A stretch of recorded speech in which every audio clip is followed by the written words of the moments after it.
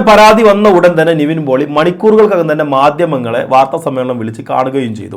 ഇതിനെ ഒരു ധീര പരിവേഷത്തോട് കൂടിയിട്ട് അത് ഒരു മാസ് ഡയലോഗോട് കൂടിയിട്ടൊക്കെ അവതരിപ്പിക്കുന്നുണ്ട് സോഷ്യൽ മീഡിയ. പക്ഷെ നിയമപരമായി അത് ചെയ്തത് വലിയ വിഡ്ഢിത്തമാണ് എന്ന് നിയമ വിദഗ്ധരും പറയുന്നു.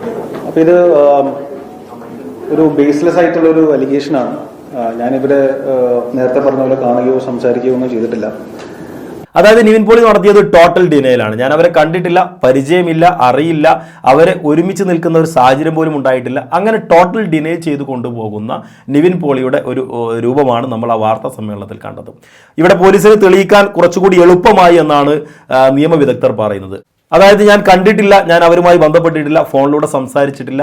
അങ്ങനെ പറയുമ്പോൾ ഏതെങ്കിലും ഒരു ഘട്ടത്തിൽ ഇവർ തമ്മിൽ സംസാരിച്ചിരുന്നു, ഇവർ കണ്ടിരുന്നു എന്ന് തെളിയിച്ചാൽ പോലും നിവിൻ പോളിയുടെ വാദം പൂർണ്ണമായും തകരുന്ന ഒരു സാഹചര്യം ഉണ്ടാകുമെന്നുള്ളതാണ്. ഇപ്പോൾ മാസായി നിൽക്കുന്നു എന്നുള്ളത് സത്യമാണ്. പക്ഷേ പോലീസിന്